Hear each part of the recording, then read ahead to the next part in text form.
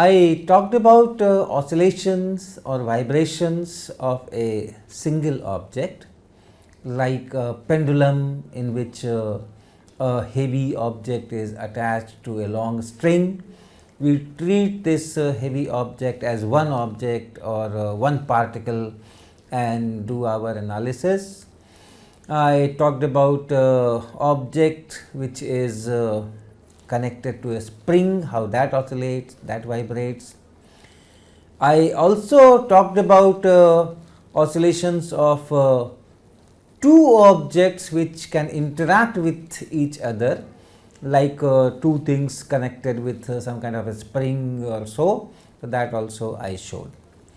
Now today I will be talking about oscillations or vibrations of a large number of, very large number of particles connected with each other.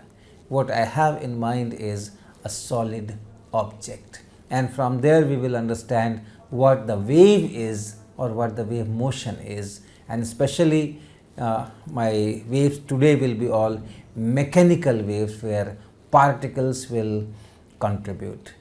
So, let us start with an activity. So, you see here a tumbler and water is filled in it, placed on this table. So, the table is at rest, the tumbler is at rest, the water surface is at rest. At least visibly you see that everything is at rest. Now, look at my hand. I am putting my hand here and doing something on the table, and you look at this surface of water. Do you see some motion on the surface of water? And do you see any motion in my hand? Do you see any motion on the table here? What I am doing? How I am making this water surface to vibrate? Small movement you can see in my hand. I am pressing the table down and then releasing that pressure, and that I am doing very gently.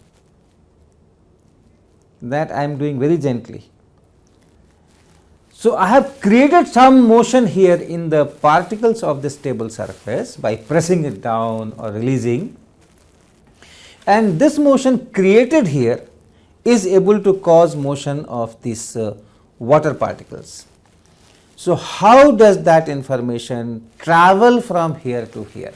What has gone from here to here? What has conveyed that information from here to here? Let me do another kind of motion. Look at my finger. Look at my finger. I am moving my finger on the table surface, and you look at the water surface. So, again I am giving some motion to the surface particles, possibly because this is a rigid body, almost a rigid body, a solid body. I cannot move this particle from here to there or there to there.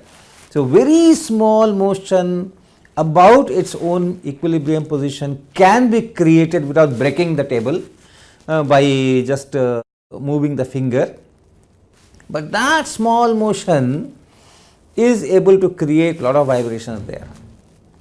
Similarly, if I tap it, my finger, my thumb, you can see the kind of vibrations. So, what we say is something is going from here to there, and what is that going? What is that thing which is going? Nothing is going. The particles which are here remain here, the particles which are here remain here, the particles which are here remain here. Nothing goes from here to here. But the kind of disturbance that I am creating in these particles, they are creating similar disturbances in their neighborhood, particles in their immediate neighborhoods, and then when those particles get disturbed, they give similar disturbance to the next layer in their immediate neighborhood, and this is how the disturbance that we create here, similar disturbance is created here, then here, then here, then here, and reaches the glass tumbler. and then the glass tumbler itself creates disturbance in water, and that creates disturbance at the surface and it vibrates. So, that is what we call wave motion. No particles are going from here to here, but this kind of disturbance that we have created here, the similar disturbance is being created at other positions in this direction down the line. That is what we say a wave is moving in this direction. You can also observe that when I am giving this kind of motion, whatever particles I am trying to drag, that is in left right direction, whereas the wave motion is in perpendicular direction. Similarly, if I am tapping it or I am pressing it, I am giving it a vertical motion, but the wave propagation is in a perpendicular direction.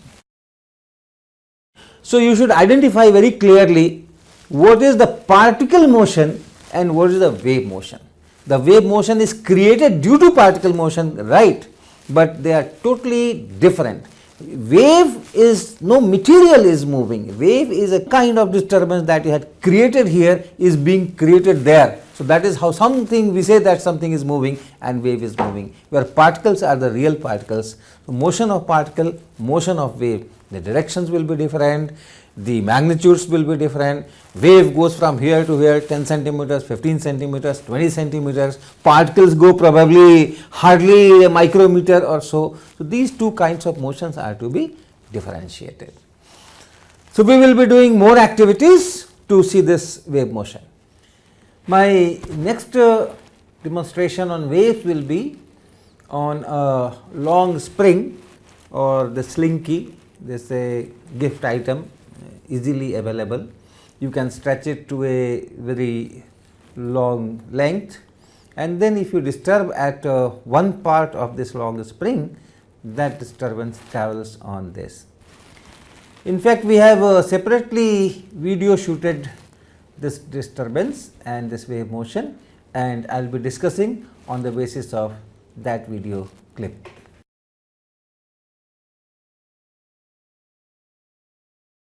So, what did you see?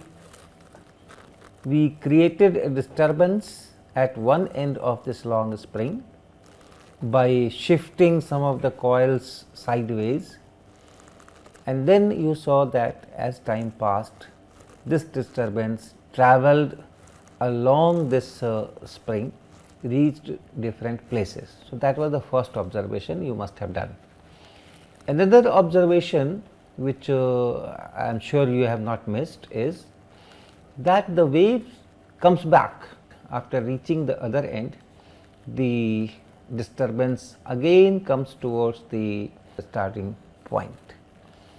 One more observation, if you are keen enough, you must have seen that the direction of displacement of the coils. When we started the disturbance, we moved the coils towards right, and as it went from one end to other end, the displacement was always towards right. But while the disturbance was coming back, then the displacement was towards the left. So, we are now running the clip again, and you check that all these observations are there in this motion. So, here we have collected 3 frames of that motion when the wave is going from one end to the other. In the top frame, you are seeing that some of the coils are displaced from their positions, their equilibrium positions, and the rest of the coils are nearly at their own position. As time passes, you can see that these coils which were displaced in the beginning, they are now at rest, and some other coils down the line are now displaced, and similar thing in the later frame, third frame. So, what has moved? What is going from one end to the other end? Wave is going from one end to the other end, but is there any turn, any coil of this long spring is going from one end to the other end? No. Each turn or each coil is only moving a little, it is going sideways and coming back. Nothing is moving from one end to the other end. But yes, the disturbance, the fact that some of the coils are going sideways, this is now happening with different set of coils down the line.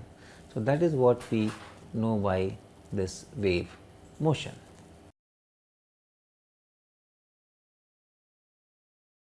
This is one setup on which we can demonstrate the wave motion, and you can see these are long toothpicks and they are sandwiched between two layers of cellophane tape. One layer is from one side, another layer is from another side, and in between we have put these toothpicks. So, this is a kind of a connected system, and all these toothpicks, individual toothpicks, this you can take as some kind of a particle or some kind of portion of the medium, and these are connected or they can interact with each other through this cellotape which is binding them.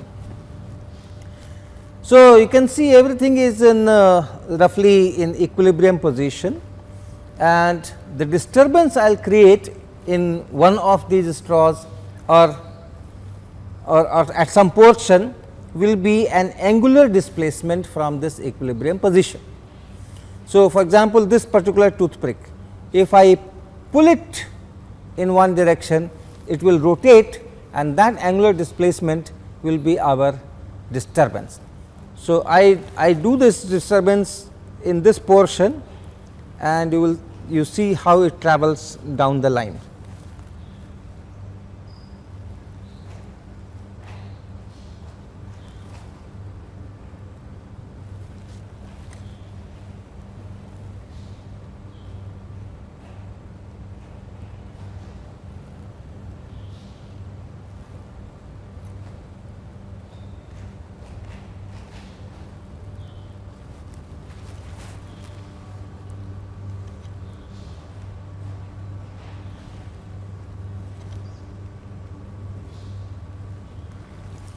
So, you can observe wave going from one end to the other end, and then you can also see the reflection as you saw in that long spring, and if you can watch, you can also see the direction of that angular displacement in the ongoing wave and the reflected wave. You have seen several examples of wave motion in which you have some kind of a connected system of connected particles like a solid, like a surface of this table or a spring or maybe a rope, and we created some disturbance locally in some portion of this connected system which we can call medium for wave propagation, and that disturbance which was created at one portion could travel in that medium, in that system, in that object, and could reach somewhere else. Although no particles moved from one place to other place, they were only locally disturbed. So, those kind of wave motions we saw. Now, let me try to write it in a mathematical functional form. When I describe motion of one particle, what do? I ask how much is the displacement at a given time t. Here also I can ask a similar question, how much is the disturbance at a given time t, but then disturbance of which portion.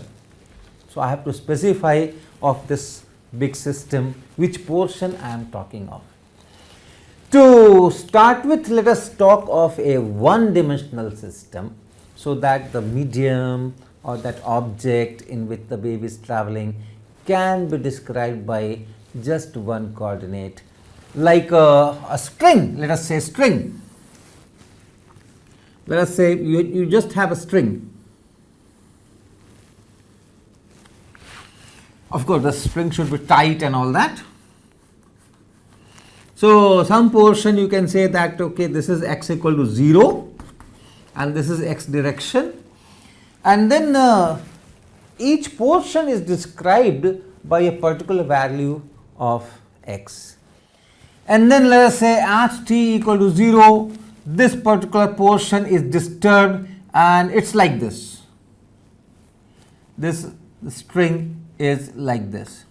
So the disturbance is here, disturbance is here, disturbance is here, larger disturbance here, smaller disturbance here, and so on. Here the disturbance is 0, here the disturbance is 0. To quantify that, let us say that how much sideways it has gone, we call that as phi. So this portion of the string has been sideways deflected from here to here, and that deflection, that displacement, I call phi. What will happen after some time? After some time, this disturbance will reach somewhere else. So let us say it has reached here. I assume that there is no dissipation and the same shape which is here, the same shape is here. So no dissipation.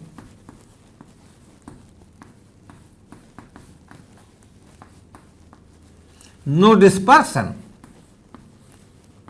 How dispersion is coming here? This is, what do I mean by saying no dispersion, is that entire wave is going with one particular velocity.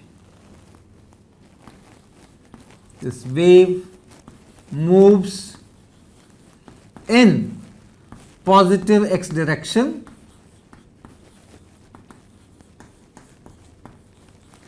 with fixed velocity v.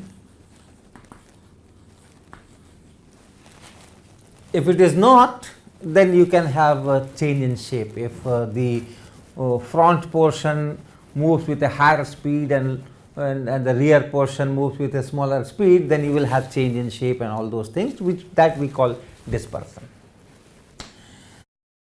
Let us say this is time t equal to t.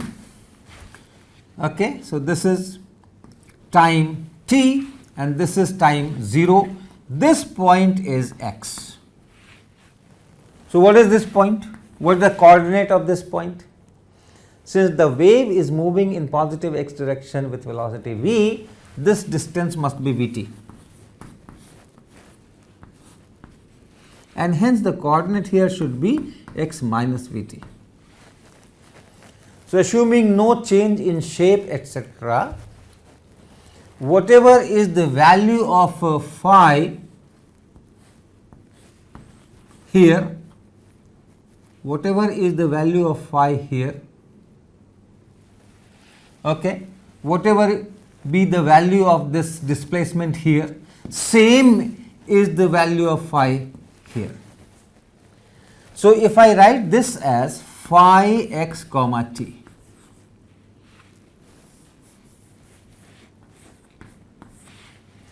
if I write this as phi x comma t, why this comma, why these two variables? Left to the comma tells me which portion I am talking of, x, that means I am talking of this position. Right to the comma tells me what time I am talking of.